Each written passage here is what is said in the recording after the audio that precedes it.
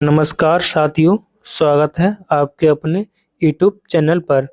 आज हम मूल विधि में दहेज प्रतिषेध अधिनियम 1961 से संबंधित टॉप 40 प्रश्न करने वाले हैं, जो कि हमारी यूपीएसआई परीक्षा के लिए महत्वपूर्ण हैं।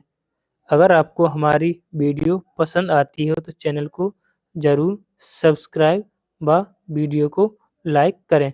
आइए, आपका पहला सवाल है, दहेज प्रतिषेध अधिनियम कब पारित हुआ था?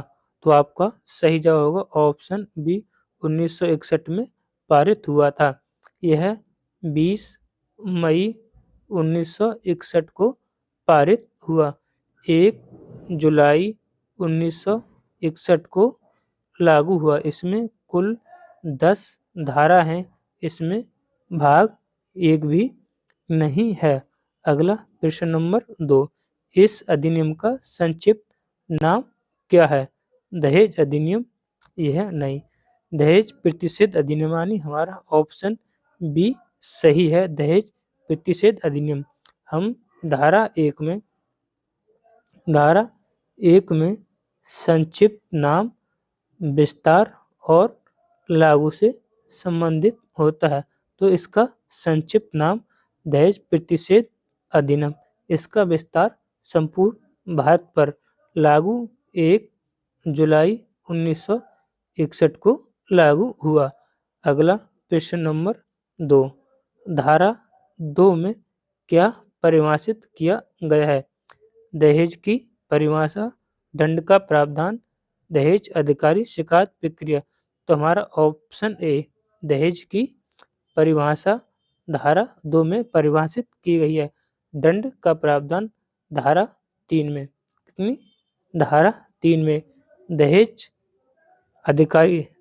अधिकारी को धारा 10 के बी में परिभाषित किया गया है। अगला प्रश्न नंबर 4, दहेज देने या लेने पर दंड का प्रावधान किस धारा में है? तो हमारा ऑप्शन ए, धारा 3 में। हम धारा 3 में दहेज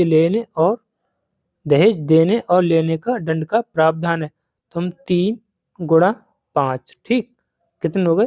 15, यानी धारा 3 में दंड का प्रावधान। और ये 5 है, यानी 5 बरस का कारावास। ये आगे 15 है, यानी 15,000 रुपए का जुर्माना। अगला सवाल नंबर 5, 1986 संशोधन के बाद दहेज देने लेने पर न्यूनतम कितने बरस का कारावास है? तो हमने अभी बताया धारा 3 में 5 बरस का कारावास, यानी हमारा ऑप्शन बी सही है। अगला प्रश्न नंबर 6, दहेज मांगने पर कौन सी धारा लागू होती है? धारा 3 में दंड है। धारा 4 दहेज मांगने पर लागू होती है। धारा 4। अगला प्रश्न नंबर 7, धारा 6 के अनुसार दहेज प्राप्त करने वाला उस स्त्री को कितने समय में हस्तांतरित करेगा? जैसे आपने कोई दहेज लिया है, तो वह स्त्री या पत्नी के नाम पर कितने समय अवधि में हस्तांतरण किया जाना चाहिए? तो हमारा ऑप्शन बी 3 माह के अंदर हो जाना चाहिए। अगला सवाल 8, दहेज के विज्ञापन पर प्रतिबंध किस धारा में है? तो हमारा ऑप्शन ए, धारा 4 ए में दहेज विज्ञापन पर प्रतिबंध, ऑप्शन ए सही। अगला प्रश्न नंबर 9, इस अधिनियम के तहत अपराध संज्ञेय या असंज्ञेय हैं? तो हमारा ऑप्शन बी संज्ञेय अपराध है, यानी धारा 8 में। धारा 8 में अपराध की प्रवृत्ति को बताया गया है। उसमें संज्ञेय, गैर जमानतीय व असामान्य अपराध होंगे। इसमें समझौता नहीं हो सकता। अगला प्रश्न नंबर 10, अपराध गैर जमानतीय या जमानतीय 1986 संशोधन के बाद। तो कौन से? गैर जमानतीय। हमारा ऑप्शन बी सही होगा, गैर जमानतीय। अगला प्रश्न नंबर 11, धारा 8 के अनुसार अपराध की प्रवृत्ति क्या होगी? संज्ञेय, गैर जमानतीय, गैर परिवर्तनीय। तो हमारा ऑप्शन ए सही है।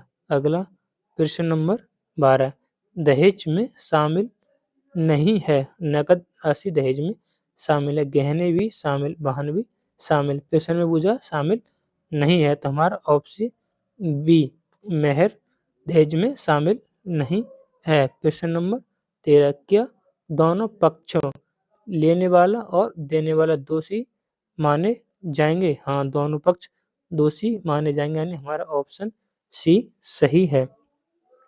अगला प्रश्न नंबर 14, दहेज प्रतिषेध अधिकारी की नियुक्ति कौन करता है? तो हमारा ऑप्शन बी राज्य सरकार दहेज प्रतिषेध अधिकारी की नियुक्ति करता है, जो कि धारा 8 के बी में है। राज्य सरकार जितने चाहे उतने अधिकारी नियुक्त कर सकती है। अगला प्रश्न नंबर 15, धारा 8 के बी के अनुसार राज्य सरकार कितने दहेज प्रतिषेध अधिकारी नियुक्त कर सकती है? तो ऑप्शन बी जितने उचित समझे, यानी हमारा ऑप्शन बी सही है। अगला प्रश्न 16, दहेज लेने पर जुर्माना अधिकतम कितना हो सकता है? तो मैंने आपको बताया नहीं, धारा 3 में 5 वर्ष का कारावास, कितना?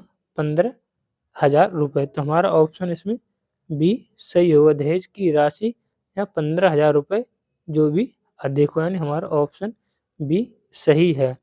अगला प्रश्न नंबर 17, धारा 8 के का के अनुसार सबूत का भार किस पर होता है? अभियोजक पर? ये नहीं, आरोपी पर। यानी सबूत का भार किस पर होगा? आरोपी पर, धारा 8 के ए में।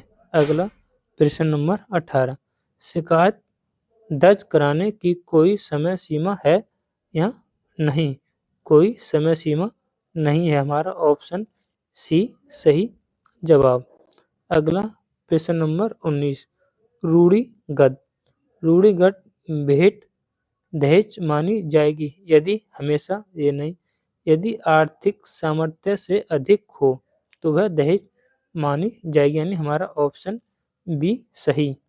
अगला प्रश्न नंबर 20, यह अधिनियम पूरे भारत में लागू है, यानी पूरे भारत में लागू है, यानी हमारा ऑप्शन बी सही है। अगला धारा 3 के तहत अपराध कितने वर्ष तक का हो सकता है?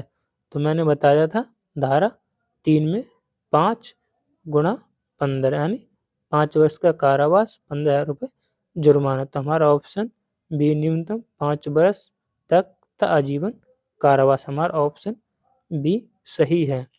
अगला दहेज मांगने पर न्यूनतम सजा क्या है? दहेज मांगने पर न्यूनतम सजा क्या है? दहेज मांगने पर न्यूनतम 6 माह से 1 वर्ष तक सजा है दहेज मांगने पर, यानी हमारा ऑप्शन ए सही है, 6 माह। अगला प्रश्न नंबर 23, धारा 7 में न्यायालय संज्ञान कब ले सकता है? तो हमारा ऑप्शन केवल पुलिस रिपोर्ट पर? ए नहीं, हमारा ऑप्शन बी पुलिस रिपोर्ट या शिकायत पर, यानी हमारा ऑप्शन बी सही है। अगला प्रश्न नंबर 24, दहेज प्रतिषेध अधिकारी को कौन सी शक्ति दी जा सकती है? केवल चेतावनी देने की यह शक्ति नहीं, केवल पुलिस अधिकारी की शक्ति, यानी हमारा ऑप्शन बी सही है, यानी दहेज प्रतिषेध अधिकारी को पुलिस अधिकारी की शक्ति दी जा सकती है, यानी हमारा ऑप्शन बी सही है। अगला 25, 1986 संशोधन कब प्रभावी हुआ? तो हमारा 1 जुलाई 1961 को तो दहेज प्रतिषेध कब लागू हुआ? 20 मई 1961 को पारित हुआ? तो हमारा ऑप्शन ए सही होगा। 19 नवंबर 1986 को प्रभावी हुआ। अगला, धारा 4A कब जोड़ी गई? तो हमारा सही जवाब ऑप्शन बी 1986 में संशोधन के द्वारा जोड़ी गई। धारा 4A जोड़ी गई ऑप्शन बी, लेकिन धारा 4A में क्या है? तो इस पर है विज्ञापन पर रोक, यानी दहेज प्रतिषेध कोई विज्ञापन नहीं करेगा, उस पर रोक है धारा 4A में। यदि दहेज महिला की मृत्यु के बाद मिले तो किसे हस्तांतरित किया जाएगा? तो उसके बच्चे को, यानी हमारा ऑप्शन बी सही है। पति को नहीं, ससुराल को नहीं, राज्य को नहीं, हमारा ऑप्शन बी सही है। अगला, प्रश्न नंबर 28, दहेज प्रतिषेध अधिनियम दंड कितना बढ़ाया गया? 1986 में कम किया गया, बहुत बढ़ाया गया, यानी हमारा ऑप्शन बी सही है। वही रखा गया, ये तो होने से हटा दिया गया, ये नहीं, तो हमारा इसके अनुसार ऑप्शन बी होगा। प्रश्न नंबर 29, क्या यह अधिनियम केवल हिंदुओं पर लागू होता है? हाँ, ये नहीं, नहीं, सभी धर्मों पर, ने हमारा ऑप्शन बी सही हो गई है, सभी धर्मों पर लागू होता है। कौन सा यह अधिनियम? यह अधिनियम मतलब दहेज प्रतिषेध अधिनियम हिंदुओं पर लागू होता है? नहीं, यह सभी धर्मों पर लागू होता है, हमारा ऑप्शन बी सही। अगला, धारा 8 में अपराध को कैसे वसूला जाता है? जुर्माने की तरह, न्यायालय द्वारा, पुलिस द्वारा, कोई वसूली नहीं, राज्य सरकार द्वारा, तो हमारा ऑप्शन ए सही है, जुर्माने की तरह न्यायालय द्वारा, ऑप्शन ए सही। अगला, दहेज मांगने का अपराध किसके द्वारा किया जाए तो दंडनीय है? केवल पक्षकार द्वारा? यह नहीं, पक्षकार या उसके नातेदार द्वारा, ने हमारा ऑप्शन बी सही है। अगला प्रश्न, धारा 6, प्रश्न नंबर 32, धारा 6 के तहत यदि कोई महिला नाबालिग है तो हस्तांतरण की समय सीमा क्या होगी? यानी ऑप्शन बी, बालिग होने के 1 वर्ष के भीतर। अगर महिला नाबालिग नहीं है तो उसकी संपत्ति 3 माह के अंतर्गत उसके नाम पर हस्तांतरित होनी चाहिए। अगला, प्रश्न नंबर 33, इस अधिनियम के तहत अपराध रिपोर्ट करने वाला कौन हो सकता है? केवल पीड़ित या कोई भी व्यक्ति, यानी हमारा ऑप्शन बी सही होगा, कोई भी व्यक्ति रिपोर्ट कर सकता है। अगला, प्रश्न नंबर 34, दहेज प्रतिषेध अधिनियम में कुल मुख्य धाराएं कितनी है? यह आपको इसका आंसर कमेंट बॉक्स में करना है, क्योंकि यह धारा मैं आपको शुरू में बता चुका हूँ इस अधिनियम में कुल कितनी धारा हैं। अगला, प्रश्न नंबर 35, यह अधिनियम कब लागू हुआ? तो ये भी आपको बता चुका हूँ, ये भी आपको आंसर कमेंट बॉक्स में करना है, कितना, 34वां और 35वें सवाल का। अगला, प्रश्न नंबर 36, धारा 3 में दहेज लेने के लिए सहमत होने पर भी दंड है? दहेज लेने के लिए सहमत होने पर भी दंड है? हाँ है, ऑप्शन बी सही है। धारा 8A में क्या प्रावधान है? दंड बढ़ाना, ये नहीं, सबूत का भार आरोपी पर, हमारा ऑप्शन ए सही है, ऑप्शन बी सही है। विज्ञापन पर प्रतिबंध, धारा 4A में अधिकारी की नियुक्ति, धारा 8 के बी में, धारा 8 के बी में अधिकारी की नियुक्ति। अगला, प्रश्न नंबर 38, इस अधिनियम का उद्देश्य क्या है? दहेज को बढ़ावा देना, ये गलत। दहेज प्रथा को समाप्त करना, केवल महिलाओं की सुरक्षा करना, ये गलत। केवल जुर्माना वसूलना, ये भी नहीं, तो हमारा ऑप्शन बी, दहेज प्रथा को समाप्त करना या दहेज लेने देने पर रोक लगाना, इस अधिनियम का उद्देश्य, यानी हमारा ऑप्शन बी सही है। अगला, वर्तमान में दहेज लेने पर अधिकतम सजा क्या हो सकती है?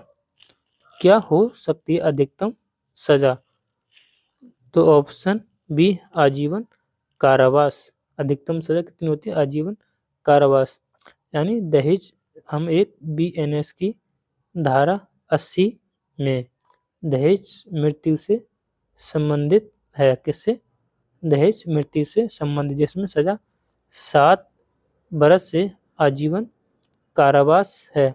अगर आपको हमारी यह वीडियो पसंद आई हो तो चैनल को जरूर सब्सक्राइब करें।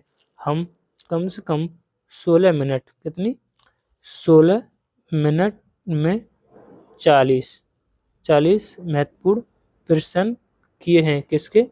दहेज प्रतिषेध अधिनियम के। अगर आपको हमारी यह वीडियो पसंद आई हो तो एक बार चैनल को जरूर सब्सक्राइब व वीडियो को लाइक करें। जय हिंद, वंदे मातरम।